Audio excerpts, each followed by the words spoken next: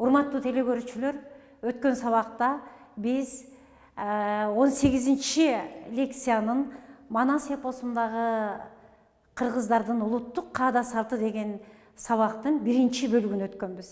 Ал биринчи бөлүктө сүйүнчү, жентек той, ат коюу, тушоо той, кудалашуу, калың берүү, кыз оюн жана кыз узатуу деген салттарга токтолгонбуз. Эми биз ушул сабактын экинчи бөлүгүн улантып, сиздер менен кайрадан керез, мурас, аманат, кошок, өлүк коюу, аш берүү жана улуттук оюн зооктор деген салттарыбызга токтолобуз. Балдар, дагы кайталап айтып кетем. Биздин азыркы каада салттарыбыз бир жылда же бир кылымда эле калыптанган эмес. Миңдеген кылымдар бою кыргыздын канча кылым басып келген кыйырынан, тарыхынан, ар бир тарыхый окуядан улам келип чыккан десек болот. Биз азыр өткөндөгү салтыбыздан улантып, керез, мурас, аманат дегенге токтолобуз. Биринчи керез.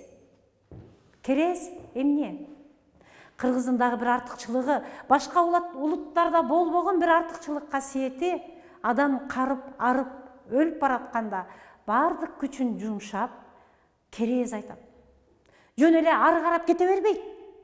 Бизде сөзсүз адам Алла менен байланыштуу дегендей, кыргыздар сөзсүз өлөрүнө бир күн же 1-2 саат калабы күчүн топтоп туруп, акылын жыйнап туруп керезин калтырган.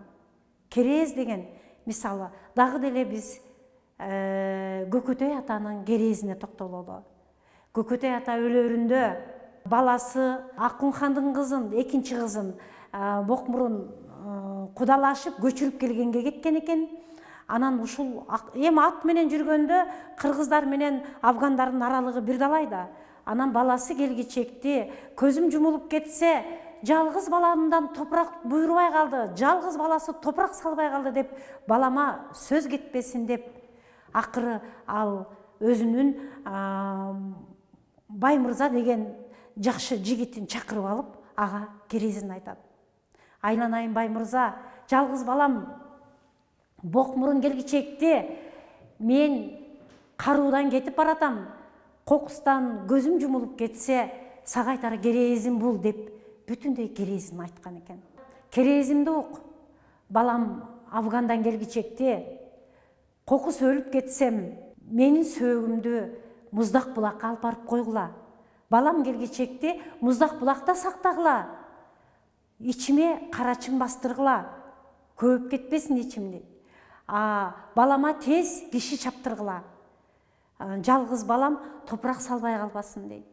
Аны ошондо дейт, баласына киши чаптырып күтүшөт. Көкөтөй көзү жумулуп кете берет. Мына ошондо аны Муздак булакка жашырып турат. Чаптырган жигиттер жарым жолго жетип, атаң абдан начарлап калды.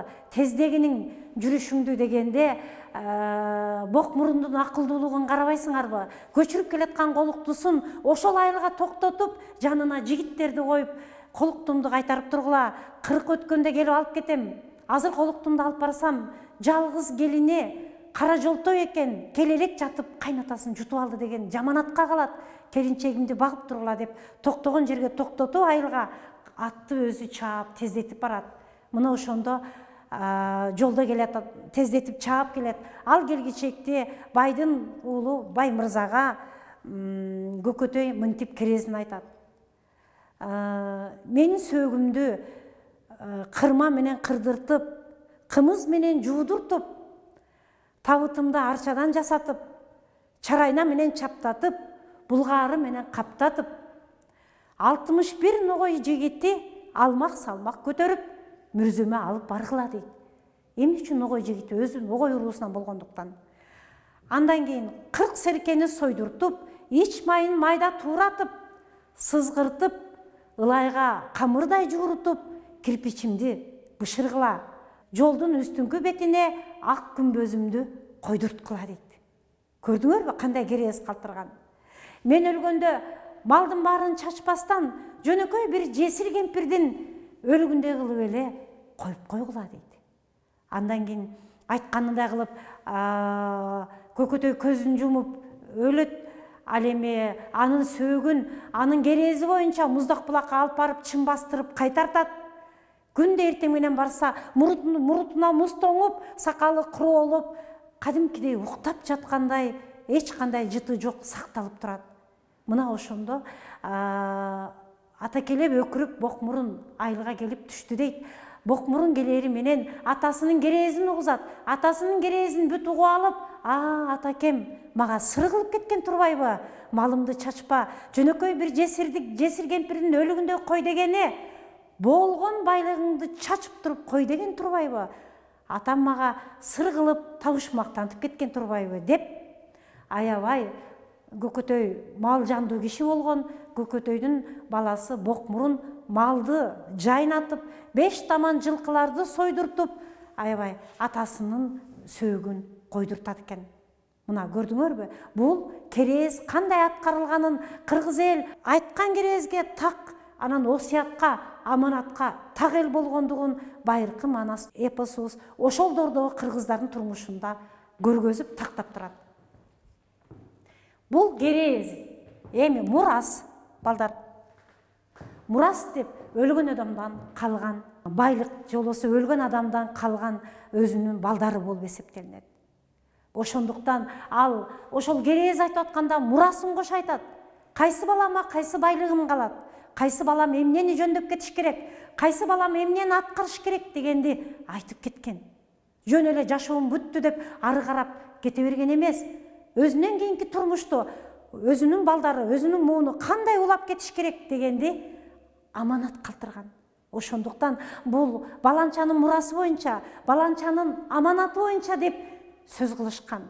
Кыргыз элинде ошол кезде бардыгы жазууну биле бербегендиктен бул биздин жазылбаган мыйзамыбыз, биздин жазылбаган жашоо эрежебиз болгон.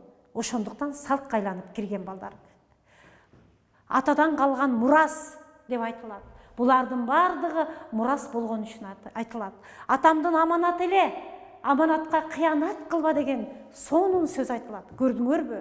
Биз азыр ушунчалык ач көз, кыянатчыл болуп кеттик.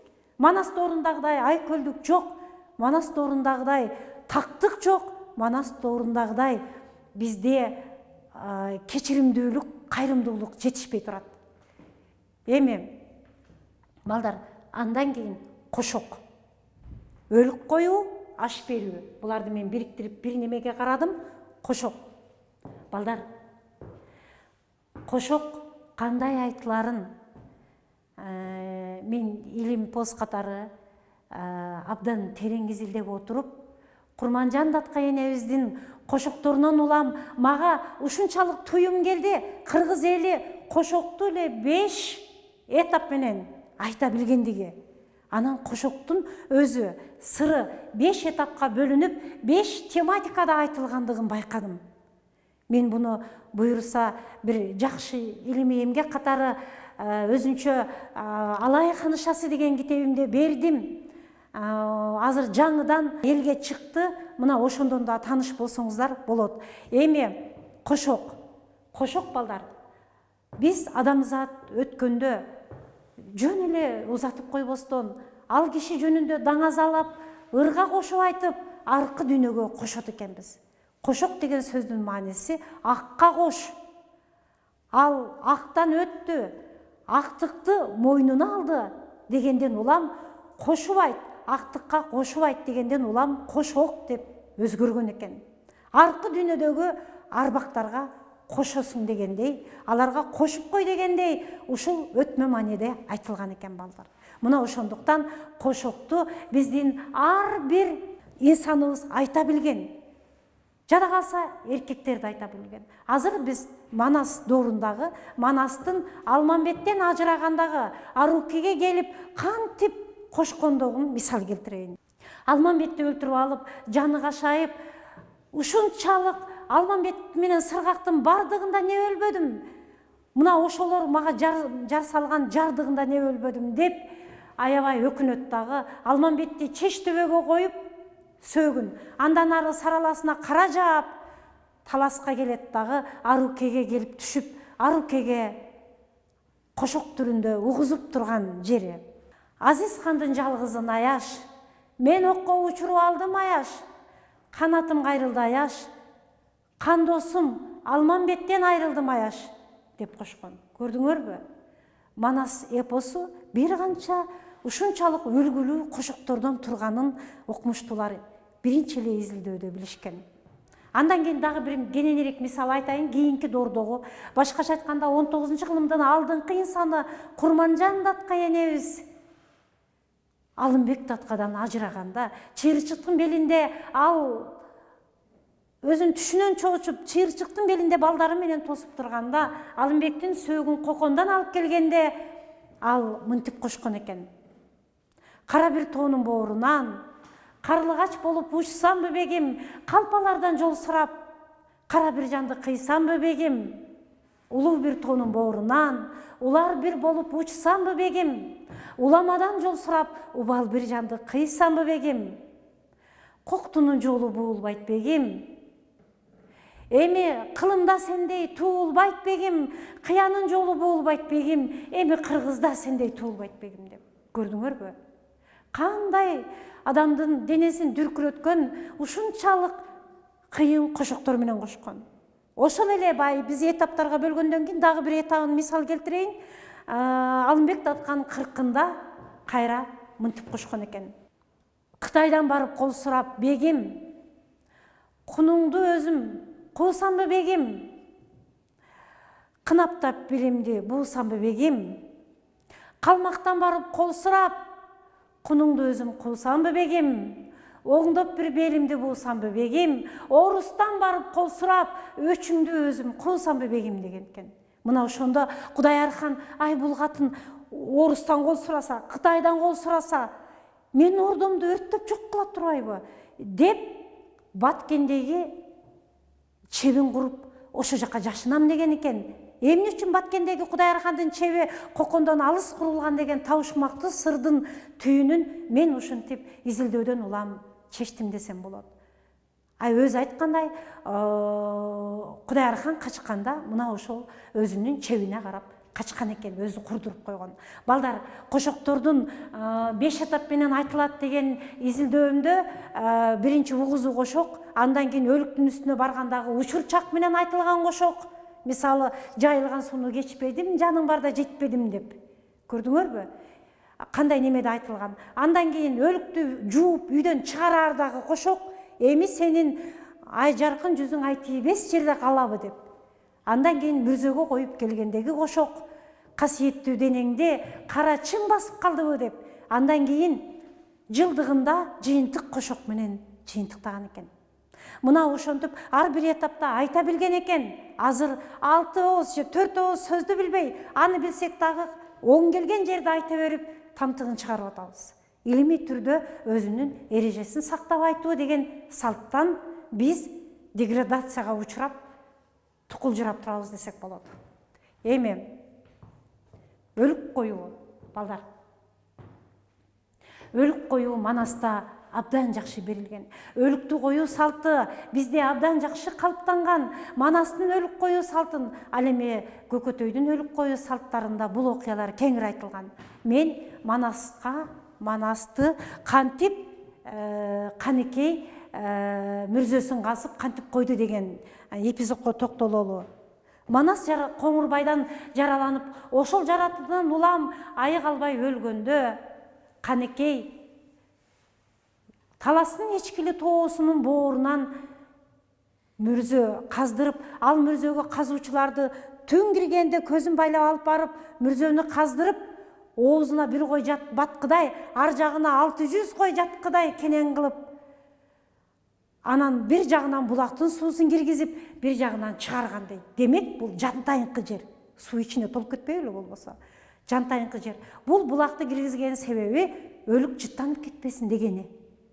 Андан кийин арчадан табыт жасатып алдагы, аземдеп көмүп, өлүгү жакшы сакталсын үчүн бар күчүн жумшаган экен. Алтын зерлерин, буюмдарын койгон экен. Бирок жакын билген адамдарды өлтүрүп жанына койгон эмес.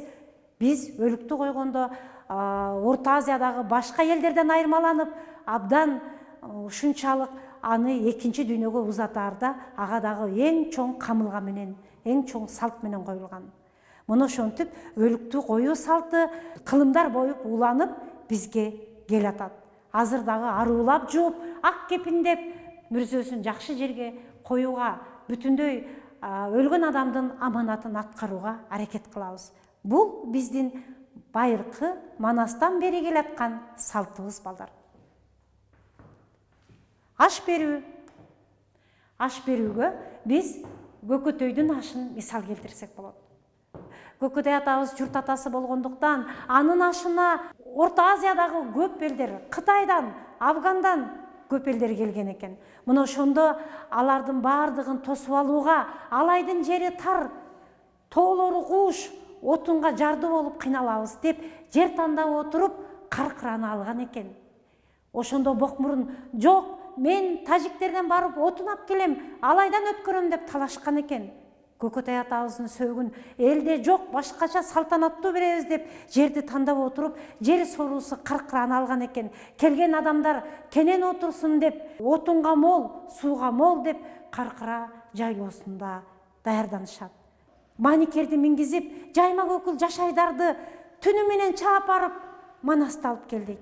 Манасты түндөп барып алып келгенде, Манас келери менен бардыгын жөнгө салып, ашты аштай, аштан кийинки берилген оюн зооктун баарында байгелүү нерсени алат. Кийин токтолобуз ага. Ошентип аш берүү салтанатын кайрадан Манастын күчү менен Көкөтөйдүн ашы калыбында жакшынакай салтанаттуу түрдө өткөрүлгөн деп айтсак болот. Андан кийин 7-чи бөлүктө биз улуттук оюн зооктор дегенге калыптанабыз. Бул жерден айта турган сөзүбүз абдан көп. Балдар, кулак салгыла. Силер эгерде дил баян жазып калсаңар дагы кулагыңарда болсун. Улуттук оюн зоокторду, көчмөн турмушту кыргыздар калыптандыргандыктан, көчмөн оюндарын биз негиздеп, биз ачып отургандыктан, бул байыркы жаратмандыкка, байыркы жоготкон касиеттерибизди, же болбосо кайра жаралуу доорундабыз десек болот балдар. Ошондуктан биз көчмөндөр оюнунун экинчи айлампасын өткөрүп, дүйнөгө жар салып, улуттук оюн зооктор көчмөн доорунда калыптанган дегенди биз жар салып, өзүбүздүн байыркы эл экенибизди, байыркы журт экенибизди дагы бир толуктап айтып жатабыз.